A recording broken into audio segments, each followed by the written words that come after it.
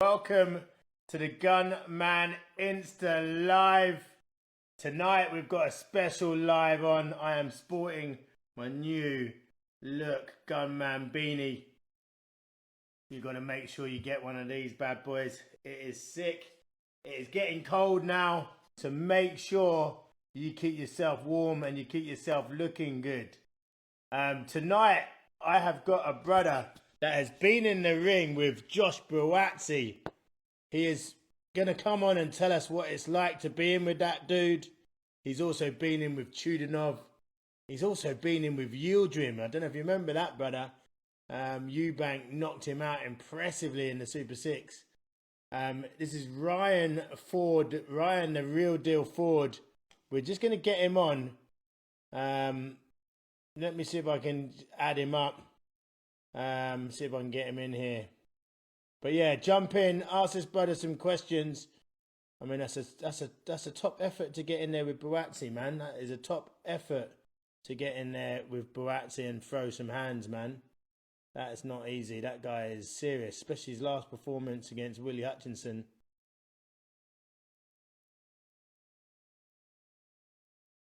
Here he is.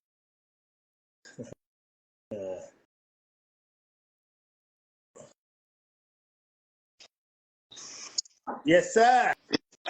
Yes, sir. What's up, brother? How you doing, my G? Oh, you know, another day, same grind. Look at this. What do you think of this? Bro, Nice, isn't it? It's legit. I'm going to have to get one of those to rep up here in Canada. Mate, you need to get one of these. Mate, it is cold in here. It is freezing up in here. It's going to be cold here probably in a few days. We're probably going to get some snow. Yeah. Canada, you guys get, like, you get proper minus, didn't you? Minus 40 bullshit. There I am complaining, sitting indoors with my hoodie on and my hat on. And it's not even minus, you know what I mean? But, you know, my tropical blood doesn't allow me to agree with the weather. No, for listen, welcome to the Gunman Insta Live. This is a platform for exceptional fighters like yourself to come on and spend some time with the fight fans. It's an absolute pleasure to have you on. For those that do not know this man, you need to know this man. He is a Canadian fighting machine. He's had 60-odd pro fights across MMA and boxing. He's been in with the likes of Buatsi, Yildirim, Chudanov, to name a few animals that he's shared the ring with. He's impressive, he's heavy-handed, and he's a serial killer. This is Ryan, the real deal Ford, ladies and gentlemen. Welcome to the show. My brother, thank you for having me, man. Yeah, wicked, man. It's a pleasure. So listen, you're from Canada, right? You're live in Canada. Is it Vancouver you're at? No, I'm in Edmonton. We're colder. Vancouver is the nice weather, rain, and you know, about a 12-hour drive. You come to Alberta and you're in minus 40. 12-hour drive. Crazy. I said Vancouver because I only know Vancouver and Toronto, so I thought I had a 50-50 chance of getting it right. But mate, it's crazy weather. Listen, why have Canada? You've had some brilliant fighters in Canada come out of Canada. We've had the likes of, in boxing, Adonis Stevenson, brilliant fighter in his day. John Pascal. A lot of people don't know this, but Arturo Gatti was Italian-Canadian, absolute warrior. Montreal. Trevor Berbick, who Mike Tyson beat for his very first title, and I think Berbick beat Ali. I mean, he was at the end, but he beat Ali. And of course, our very own Lennox Lewis, who obviously is Canadian as they come, but we stole him off you. Yeah, you know, and you know, it's crazy because a lot of people don't know, like, my background and know, like, you know, where my blood comes from. My dad was ranked number 3 in the world in boxing, a lightweight. Right. He fought the likes of Ray Boom Boom Mancini, Michael Logity, Aaron Pryor. Oh, you know, people don't know that it's in my blood. Aaron Pryor, what a fighter. Yeah, if you go check on BoxRec, my dad's name Al Ford, ALFORD. I believe his record on BoxRec 55 wins, 19 losses. Did he? And what he fought prior or prior as a Oh, relation? yeah. My dad fought Ken Buchanan in Wembley Stadium. Oh, blinking! Now, listen. Yeah, Now we're learning something. Now we're learning something new. that's, you know, Brilliant. like a lot of these people out there, you know, they're casuals to the sport. You know, they don't know me because I don't know. I never had a promoter to bring me along and, you know, and to introduce me to the world. Where me, I just did it on myself. Oh, you want to fight? Okay, I'll fly to your country and fight you. Give you a hard fight. Mm. Would you say then? Obviously, it's in your blood. Would you say you're born to fight, or have you learned to fight? Yeah, I was born to fight. I got in a lot. See, that's the thing is, I wish I told my mom now. I'm like, Mom, do you imagine if you would have let me box when I was little? But, you know, she saw my dad back in the day, the 15 rounders and stuff, and she would never let us compete. So I never got to fight. And people don't realize I started fighting in 2007. I never had no amateur background, no nothing. I fought on the street. That's what I was. I was like, oh, somebody want to fight? Let's fight. I'm down. Yeah. Let's go. You know? Would you just fight for no reason, or because someone you know touched your bird's ass, or you know like stole the drink off it you or wouldn't something? be for no reason. It would be there'd be a reason, and I just be like, okay, well, let's fight. That's how we settle it. Let's fight. Yeah. Yeah. Would you ever take multiple men in a street fight? Shit, man, I've been in a few of those type of brawls. Brilliant. I've been in a few of those. Oh yeah, outside the club, 3 a.m. in the morning. You know, it's you got to be looking, swinging and looking. That's absolutely crazy. Listen, I love to see some people joining the live. Whoever's joining the live, this is a real deal Ford. I'm the gunman. I interview fighters of all levels. I've had the likes of Bernard Hopkins on here, Roy Jones Jr., Ben Whitaker, Bivol last week. So we have some great fighters on here. So make sure you're following the channel. It is free to follow the channel and support the channel. So follow the gunman and make sure you're tuning into these great interviews. Yeah, so Mr. Ford, let's talk about your street fighting because I love that. So how old were you when you had your first ruckus on the road? I was probably like maybe 12, 13. Really? Yeah. Wicked. You know, it was, you know, I grew up, you know, my mom and dad split up and divorced when I was 4 years old.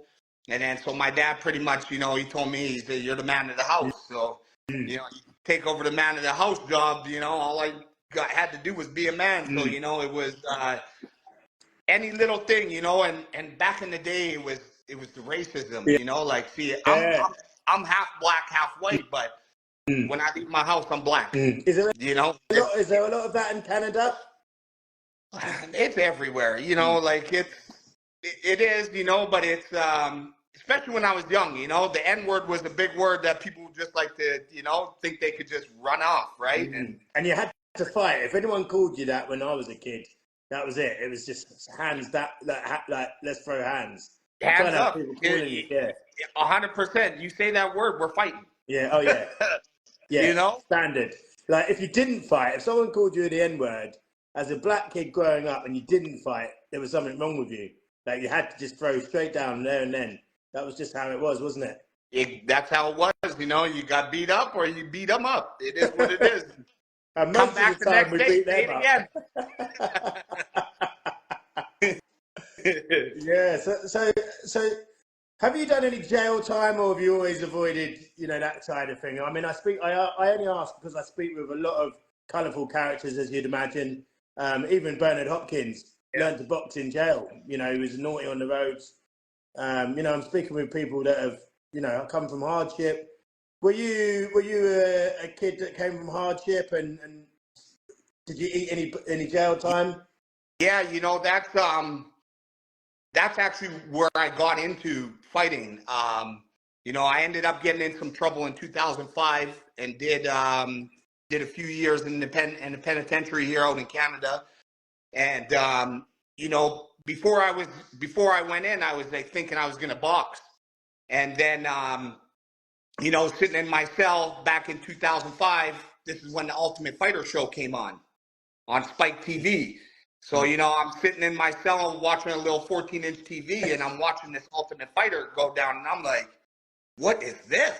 Like, man, and I'm like, I watched a few episodes, and I'm like, you know what? When I get out, this is what I'm doing. Yeah. I said, forget the boxing. I get to be wild, you know? And you know what? It's crazy because 2.5 weeks after I got out, I had my first MMA fight. Oh, really? And I wanted to talk about that, actually. I wanted to talk about your MMA. So I've seen you had 60 pro fights, but when I did my research on BoxRec, I think you were like 19 wins and 9 losses in boxing. So I assume the rest of those fights were MMA. Is that right? Yeah. So I'm 24-6 in mixed martial arts, and I'm 17-9 in boxing. But people, yeah, so I knew 30 fights were missing. I was thinking, bloody hell, this guy's had 30 MMA fights. Yeah. You know, and it's people don't understand. You know, they look at the records, but they don't understand boxing. They don't understand boxing as a business. Yeah. You know, me, I'm 17-9. Yeah. But if you really break it down, you know, I believe that, you know, I've lost maybe 2 of those losses. Yeah, I mean, that's the thing. You get robberies, especially in the amateurs. It's even worse. But yeah, and then in professional, I'm a black guy coming to Germany to fight a German fighter. You don't knock them out, you don't win. Yeah, I mean, you have to knock him out to get a draw, my brother. Yeah, and even when you knock them out, you might get disqualified. You know what? It was crazy because my last boxing fight, I fought a guy in Germany by the name of what's his name? Shafat Usafi. He was like I fought him for the WBF World Light Heavyweight title, and I'm telling you, like, I beat this guy up from round 1 to round 12. After the 5th round, my coach looks at me and goes, Ryan, look at him. And I look over at him in the corner, and his face is busted up. And I'm like, man, we're winning this fight. Like, bro, they robbed me. Oh. Russ Amber tweeted on the thing. He's like, I don't know. If you guys would have knocked him out, you guys probably would have got disqualified. Yeah. I mean, you know, it's dispiriting, isn't it? And a lot of fighters probably want to quit the game when you train so hard, probably spend time away from your family and your friends, sacrificing. You beat the absolute shit out of someone, and then Stevie Wonder and Ray Charles are on the judging panel, and they're telling you that you didn't win. And you know, everyone knows when you're fighting, you know who's winning. You know who's winning, don't you? And it's crazy because I'm not even from these countries, and when I leave the ring, I have a lineup of about 50 people saying, you're the champion. You're the champion. You won, you know? Even one of the guys you spoke, Andy Yildirim, I fought him in Cologne, Germany for the super middleweight WBC title. Yeah. I beat him. The scorecard come up on TV, 117-115. Ryan Ford. Who did they give the belt to? Yeah. He won it. That was after he fought Eubank, wasn't it? Yeah. I think it was after he fought Eubank. It was about 2 fights after he fought Eubank, wasn't it? I think. Yeah. 1 or 2. Yeah, because he got absolutely drilled by Eubank. I mean, Eubank, that was the best Eubank I think we've seen. That was his best when he just nailed Yildirim with hooks after hooks and then just stood over him. You know what I mean? Like that's how, you know, we want to see Chris fight more often over here in the UK. Yeah, it was absolutely brutal. Listen, so you've been in with Boazzi, Josh Boazzi, who's highly rated here on these shores. So I'm in London. He's actually from literally 10 minutes from here, Croydon, where I am. Like literally, he's from where I am, and he's really highly rated. He trained. I mean, I'm just in Croydon now, so he trains literally just like 5 minutes up the road from here. Highly rated. You fought him at the O2 Arena. Can you tell the fans what it was like to share the ring with that guy? Man, you know what? Like, it was good. You know, it was fighting on the Lomachenko undercard at the O2 Arena with those many fans. I brought Boatsy past, he never been past the 5th round. And, everybody says, oh, you were losing, you're losing. But when I look at it, I was just starting to get going. I'm a 12-round fighter. Yeah, you lost in 7 rounds, didn't you? I lost in the 7th round, but really, you go back and you watch that fight, I was low blowed in the 7th round and rabbit punched. It was a low shot. Yeah, it was a debatable shot. Yeah. I got it on film. The crazy thing about it is when you have Anthony Joshua and Eddie Hearn behind you, they don't show those camera angles. Well, listen, we know the game. We know the game. It is what it is. You have your A-side fighter. I mean, let's be honest. We all know the game. You have your A-side fighter. You're coming over from abroad to fight in his own home yard. Like you said, you have to knock him out to get a draw. That's the fact. Why do you take fights like that? With no risk, no reward. Or was it just straight up money? No, and that's what everybody thinks. But people don't understand. I didn't have a promoter. I didn't have a manager. I did my whole boxing career on my own. I like to fight. So if you're telling me you're going to fly me over to Siberia, Russia, and you're going to pay me, and I get to do what I love to do, and I get to see other countries that I've never been to, sign me the contract. Yeah. And beautiful. For me, I'm not one of those fighters that come down to lay down. Yeah. 12-round fight. No, you always bring it, man. You always bring it. That's the thing. It's like, and I feel that some promoters use me as a gatekeeper to some of these fighters, because if you can't get past me, a guy who has no amateur background, who came from MMA, if you can't get past me, you can't go to the top. Yeah, it's kind of like that, isn't it? I suppose. That's how I looked at it, right? And for me, I would always come in. I'm coming in to fight. So if it's a 12-round fight, you go in 12 rounds. I'm bringing you 12 rounds, and after that fight, you're gonna be like, damn, that was a rough fight. Yeah. I mean, you bring me some killers. Listen, who's the hardest brother that you've fought? You fought Boatsy, Yildirim, Chudanov, some great fighters. Who's the hardest you fought in boxing? Bro, I'm gonna tell you, it was not even a fight. It was sparring. And really? And the man is fighting this weekend. Arthur Beterbiev. Oh, really? You sparred him? 10 days I did 36 rounds with this man. This guy is a killer. I've never felt power in both hands from heavyweight MMA fighters that I spar with. Wow. To Beterbiev. This guy is another level. Really? I've heard, sparring him, one of our British fighters, Dan Aziz, said... Me and Dan were there. We helped him get ready for Joe. Oh, was Dan there? That was the same spot. Dan said, when he first sparred him, he said, as soon as you're in the ring with him, it's like the ring is just shrinking. It's crazy. There's just nowhere to go. There's just shrinks. And he said, as he approaches you, everything's just shrinking. And then you're in his world then. Oh, yeah. And the rounds are 3 minutes, 20 seconds. And he wears 18-ounce gloves. We wear 16s. Right. 4 guys, 1 round, 1 round, 1 round to 12 rounds. And once you get to that 6th, 7th round, this dude's notch is turned up.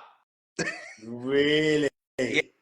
Wow, that is incredible. That is absolutely incredible. Brilliant to hear. Great story, that. Oh. Listen, I was at his fight against Yard. I think that was his last fight, actually. I know he might have had one since. But anyway, I was at his fight with Anthony Yard. It was in Wembley Conference Centre, I think. Yeah, yeah. It was one of the best fights. I go to pretty much all of the major fights that I can. And it was one of the best fights I've seen in such a long time. And one thing I was really surprised with Beterbiev, I was just expecting to see this absolute brute. But I was so surprised at his punch economy, that he didn't waste a thing. I didn't see him throw and miss. His accuracy was just phenomenal. And his footwork really surprised me. I thought he was just going to be a plod forward, coming back, one punch bang man. But his footwork is phenomenal. And I fancy him against Bivol. And I've interviewed Bivol, and he's a lovely guy, but I just think he's not going to be able to keep this guy off him. Yeah, what do you think? That's the thing with me too. It's like it goes either way. Like, I'm like, I don't think Bivol could knock Beterbiev out. I know he can outpoint him with the volume. Yeah. But Beterbiev can knock Bivol out. Yeah. And Bivol like, can't knock him out? If he couldn't knock out Canelo, I don't know. He hasn't knocked anyone out for 3 years, apparently. That's Bivol, I think. Yeah, but the thing is with him is the volume. The volume, the movement with him, that outside, that the USSR style. Yeah. He's in, he's out. And the way he turns over, like his jab, like he turns it over. I've seen what he turns his jab over. I don't know if I can see very well, but he turns his jab over almost, like right over. You know what I mean? It's almost like he's clapping you with the backhand sort of thing. Yeah, no. You know what I mean? I don't know if I'm explaining it well, but I think you know what I mean. And he generates some good power from that. And look, we've seen loads of fighters without the one punch bang. There's been loads of top level fighters that are knockout artists. Look at Andre Ward. Look at Shakur Stevenson. Look at Floyd Mayweather. Bivol himself. There's loads of guys that haven't had that. The bang. That pop, that snap, crackle, and pop. Oh yeah, no. Joe Calzaghe. Yeah. Joe Calzaghe, like but these guys can just peck you to death. Yeah, and sometimes I feel like that's a little bit worse than the one punch bang. I don't know if that's worse, but yeah, it must be annoying. Because think if I was there in Canada now and I just started poking you, just constantly, you'd get annoyed, wouldn't you? Like you'd just be like, get off. yeah.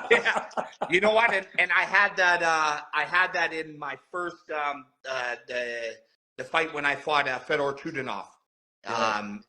He's that type of puncher too. Not that one punch bang, but that pop, pop, pop, pop, pop, pop, pop, just like that. Peck, peck, peck, peck, peck. And it's just like, bro, get out of my face. Yeah, it's annoying, isn't it? Listen, what's the difference between MMA and boxing, and what do you prefer? What are the main differences? MMA, you can be more ruthless. MMA, you can be more ruthless. Boxing, the skill. There's skill in both, but I would say the MMA way more harder on your body. Harder on your body, yes. But why do MMA fighters, they can never live with boxers' cardio? Because when you look at MMA, there's a lot of stalling, right? You grab your guy, you put him up against the cage, you can sit there for a minute. You take him down, get the nice ground position, you can sit there for a minute. Boxing, you get in the clinch, right away, ref come in, break it up. Back to fight. And even when you're in a clinch, you're pushing for position, trying to get little shots in. And where MMA, I feel that you can rest a little bit more. Whereas, and also too, MMA fighters punch different than boxers. Yeah. Boxers way harder puncher than MMA fighter, just because of the crisp skill of the punching, right? Yeah, a lot straighter, isn't it? A lot straighter. And obviously with straight shots, they come at you quick and with snap, don't they? See, and that's the thing is, people need to understand with mixed martial arts, you have one day of putting everything together. Boxing, Muay Thai, wrestling, jiu-jitsu. You can't get great. Whereas boxing, your repetition, one thing all the time, every day. you can get great at that. But once you have all these other disciplines, you can be great at one and good at the rest. So that's for me, it's the strain on the body from mixed martial arts. Yeah, no, that's fair to say. Listen, you're 42 years old now, right? And they say boxing, a lot of coaches and a lot of people will tell you, like specialists in boxing, they will say boxing is a young man's game. But actually, when we look at the facts, it isn't. All the top champions that we mentioned, Beterbiev's 40, Bibble's deep into his 30s, Lomachenko deep into his 30s, Usyk, Fury, Crawford, Spence, they're all in their 30s and moving on, just to name a few. How much longer do you think you can go on for? You're 42. Why are you still fighting?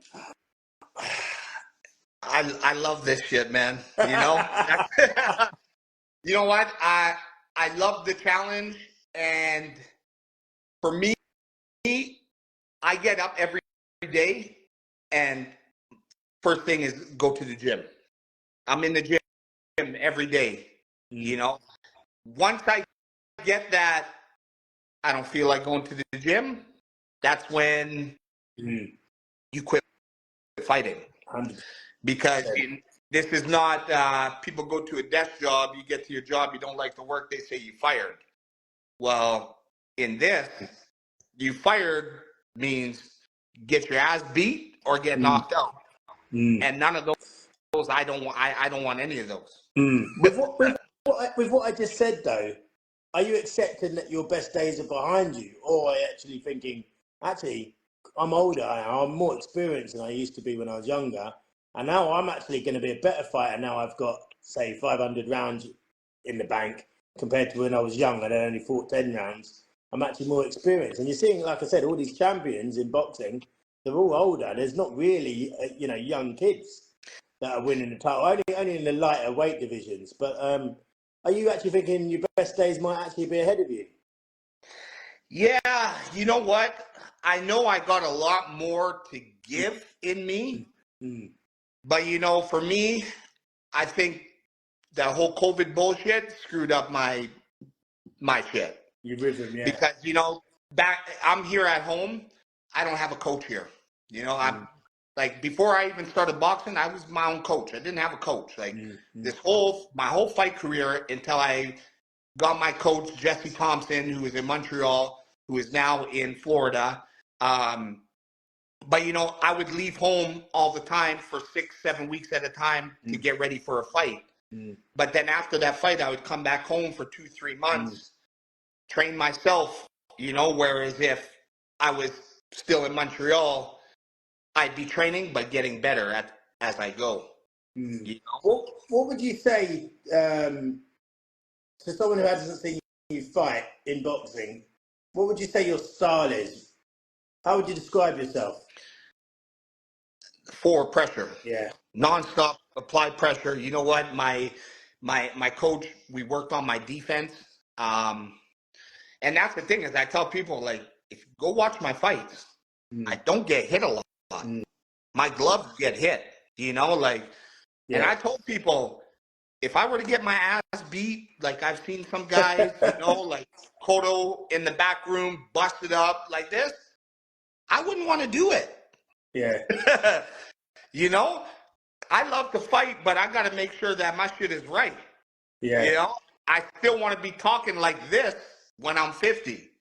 Yeah. You know, I don't want to be stuttering and I don't want to be, you know, having those type of problems. So, you know, for me, it was you work on your defense. You have a good defense, it makes the fight a lot easier. Well, what would you say to perhaps your critics that would say that you've got no footwork and often you're plodding forward and need to sort of try and make it a phone box fight for you to be able to get your work off? You don't know shit about boxing. Straight up. You know, like it's crazy, man, because you haven't got that in and out flow with your foot, with your feet. You know, you're not like Because I never had an You're not I never had an elusive. amateur background. Yeah, you don't defend with your feet. No, You I defend. You defend with defend. my hands. You defend with your. Yeah, you defend with your gloves.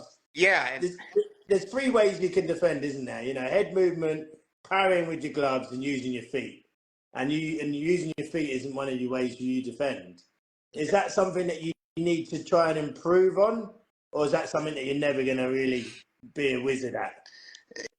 I'm never going to be a wizard at that, you know. And me, I don't want to go back. I want to come forward. Yeah. my defense is hands up, move forward, and most likely that's going to throw your game off because you're going to throw some big shots, and you're going to be like, why does this guy just keep coming forward?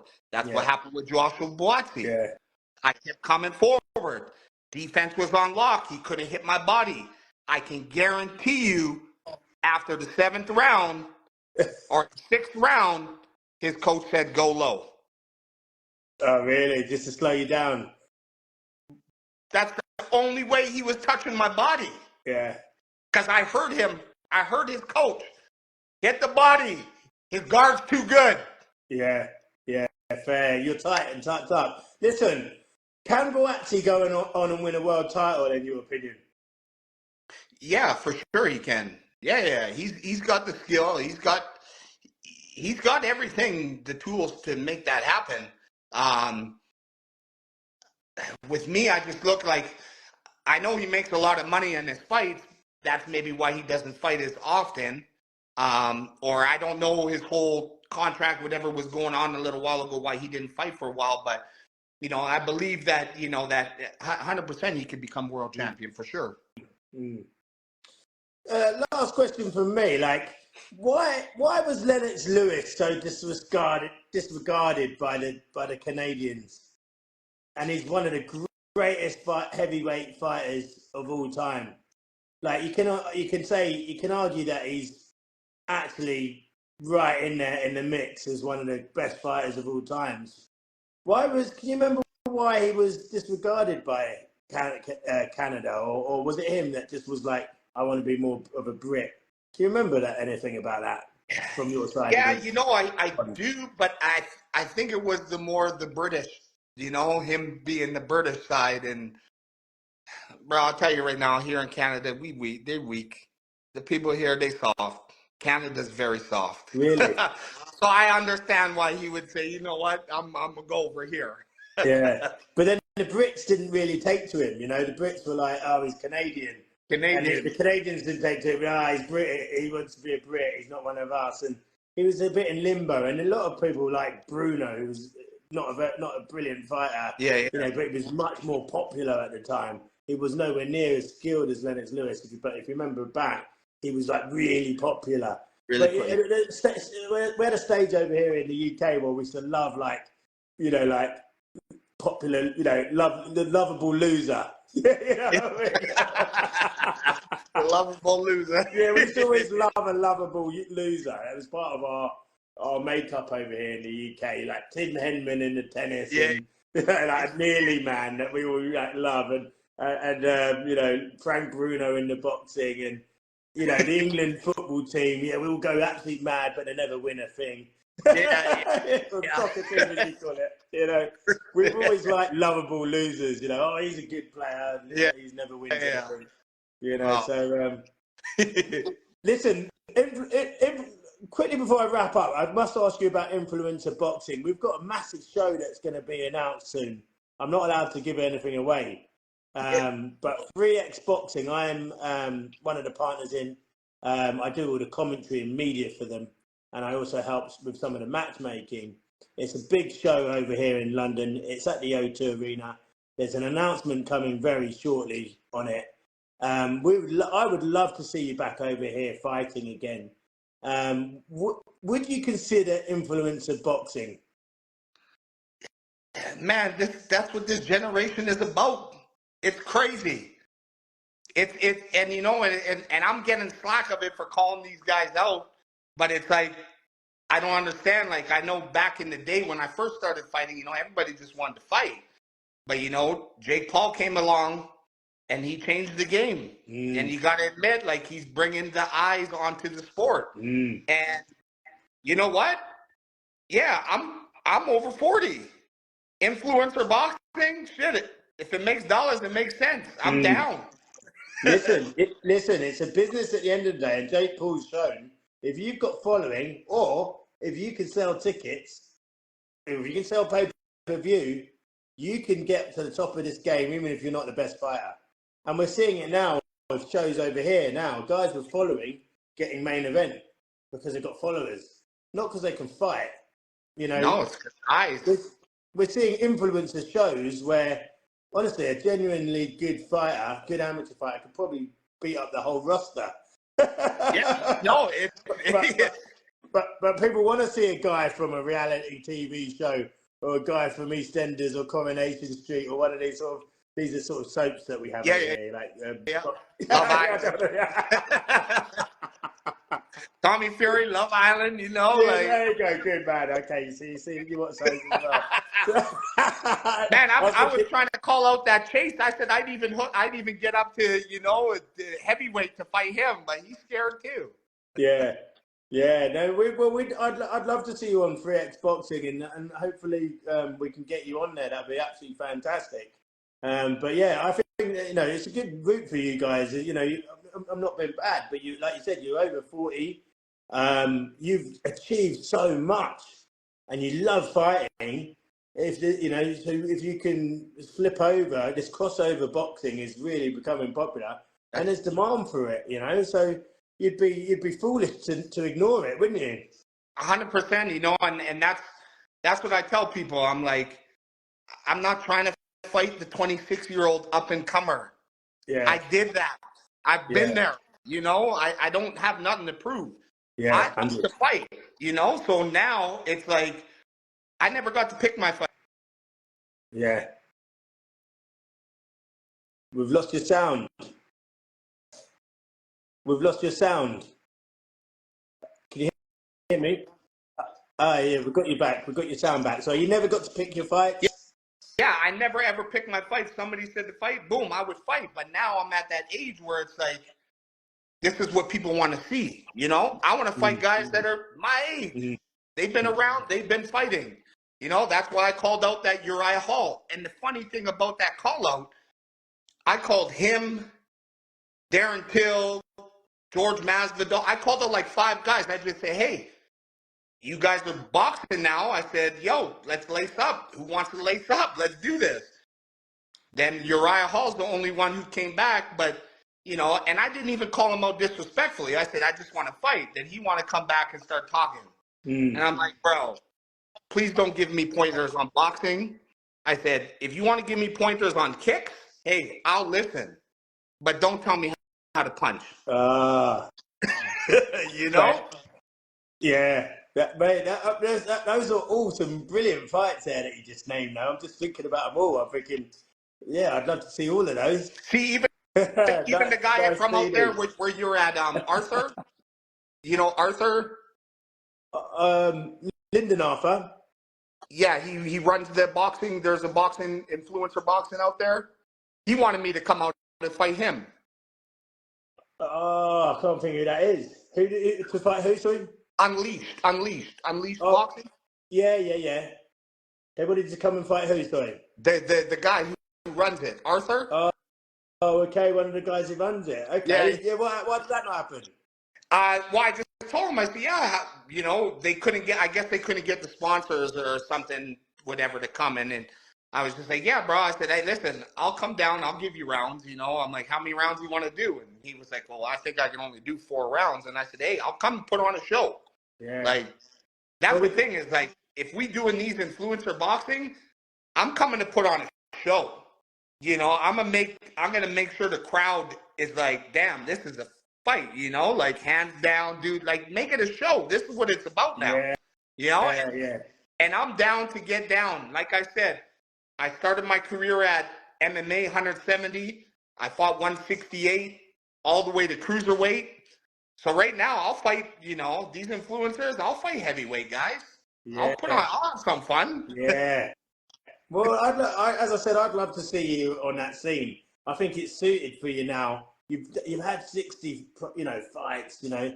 60 odd fights, you know, you've got nothing really in my mind to prove. There's no point trying to chase world titles. It's just my opinion. Hey, You know, and you may I'm as a well. realist. You love doing what you do, so you're a prize fighter. Go and grab the prizes now and enjoy yourself. That's Is that and fair to say? I love fighting. That's the thing is, I'm in the gym every sparring session with these young kids there, and they're just like, Coach, how do you do this? I'm like, Yeah. because I love this shit. That's why. You know? You're born to do it, Mr. Real Deal. You're Yes, born sir. to do it. Listen, have you got a final message for your fans and your supporters? There's been some really lovely comments flying in. I've also got you streaming on YouTube as well as Insta, and some good comments flying in, wishing you well. Have you got a message for your fans that have supported you over the years? Yeah, man, I just want to say thank you for the support. You know, you guys obviously respect what I'm doing and see that, you know, that I'm not just a guy just in here doing it. You know, I want to make sure that, you know, I put my name out there and make sure that I give hard fights, proper fights, and you know, and also to the haters. You know, haters are my motivators. Yeah, I love it. You guys don't understand that you keep it going too. yeah, You know, can't only have people who love me, got to have the people who hate me too. yeah. No, listen, yeah, mate. Even I get people, you know, that don't want to see me do well. You know, even running a boxing channel. So let alone when you know when you're fighting, and it just drives you on to be more successful. A lot of the time, if you're a winner, that just drives you on to be more successful.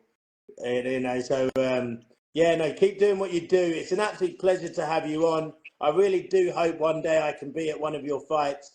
And I really hope that's in London as well. But I wouldn't mind coming to Canada. Yeah, but you want to come here in the summertime, not in the winter. Yeah. I wear my beanie at home at the moment. It's freezing. Yeah. But you guys doing that minus 40 thing. No, Nah, man. it's different. Nah, there's no need for that. Trust me, I've been trying to get out of here. There's no need for that minus 40 thing. You know No. what I mean? That's just bad behaviour, that is, mate. That's just bad behaviour. Minus 40. Mate, you'll be talking and your mouth will freeze. Isn't it? Oh, yeah, shit, man. I got to start my truck 3 times before I get out in that bitch.